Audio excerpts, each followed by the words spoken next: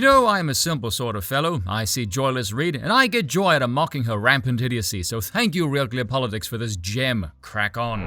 Doesn't make sense that they want to talk white history and how much they suffered waiting 20 minutes at Cracker Barrel to get a table, because that's oppression.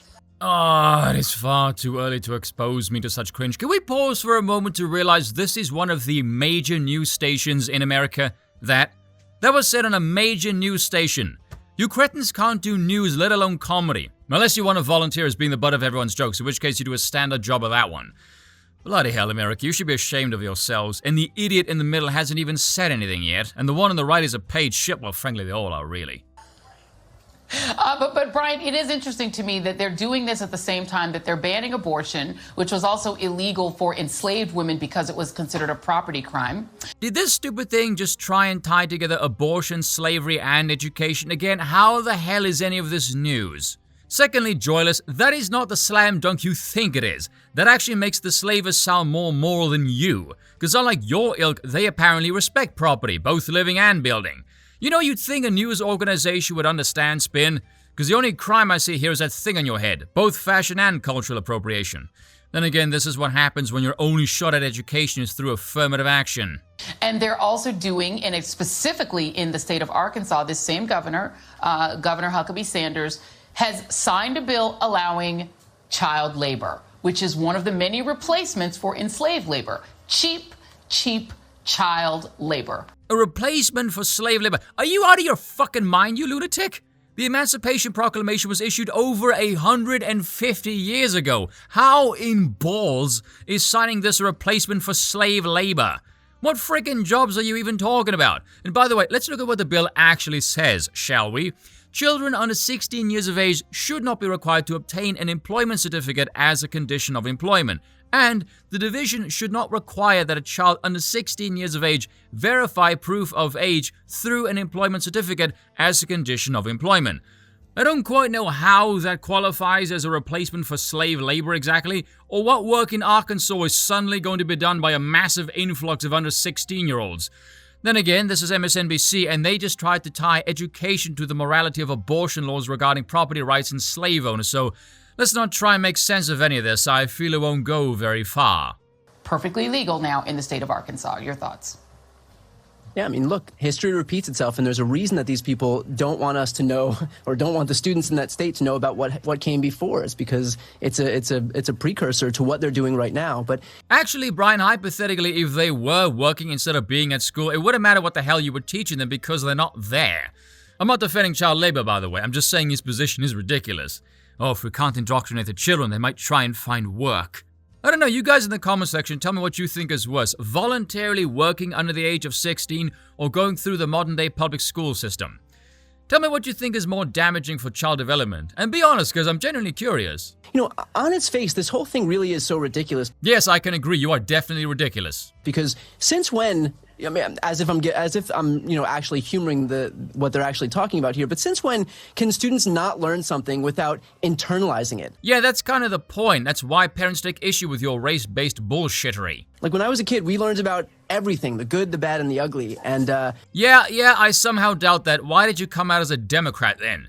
You learn nothing good, Junior. Fact-based people come out as right-wing. Democrats stay ignorant and stupid.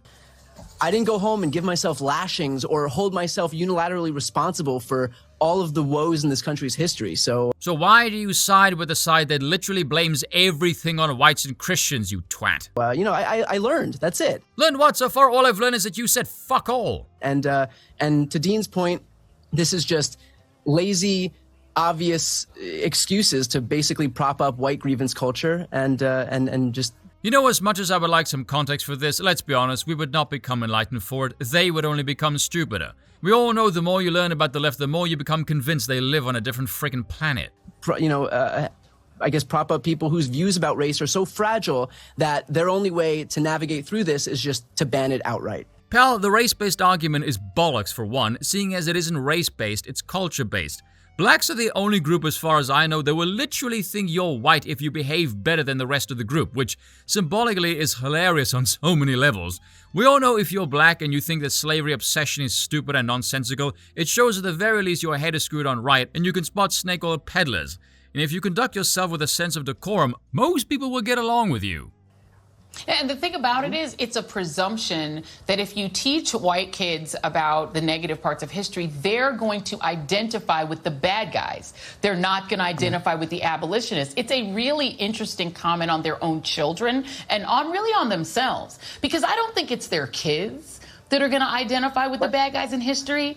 I think it's them. I think they identify with the slavers and not the abolitionists. This creature is a vile demon from hell. And I don't mean that hyperbolically. I legitimately believe she is objectively evil in damn near every way. You just stated you believe the parents of white offspring who oppose your revisionist bullshittery are pro-slavery.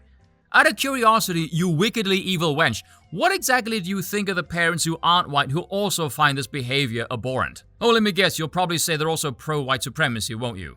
Of course you will. We all know you won't teach the real truth about slavery, how a bunch of different ethnicities have had slaves. It is, after all, one of our oldest institutions. Who sold the slaves to the Europeans and why? Or just how brutal the Arabs were in the slave trade, castrating the males? No, that is not helpful to your race-baiting political agenda, so that history is not useful to you.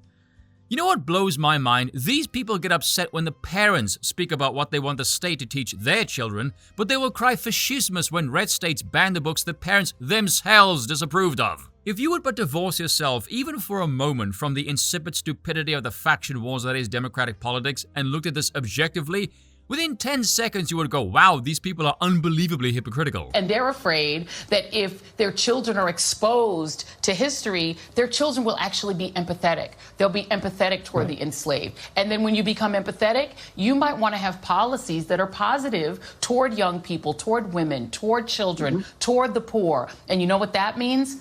Tax increases for the rich. And there it is. There is the mask-off moment. If only we had less emotionally driven morons involved in politics, more people would understand what she just implied. Repeal the 19th Amendment. Let me break it down. It's really very simple. These fact-evading imbeciles want to indoctrinate the youth, emotionally manipulate them to increase the siphoning power of the state. Simple as that. It is to grow the size of the government. That is always the end goal of everything these evil bastards push. I'm amazed this works, by the way. How on earth do you have multi-millionaires on television day in, day out who advocate for policies that in theory would result in more of their own wealth being confiscated by the government? Someone explain to me how that makes any kind of frickin' sense and why more people don't question that, because it is staring you right in the damn face. No sane person would ever advocate for their wealth being taken from them unless they get something in return for peddling such nonsensical piles of wank. Just watching, and once again, I apologize for nothing.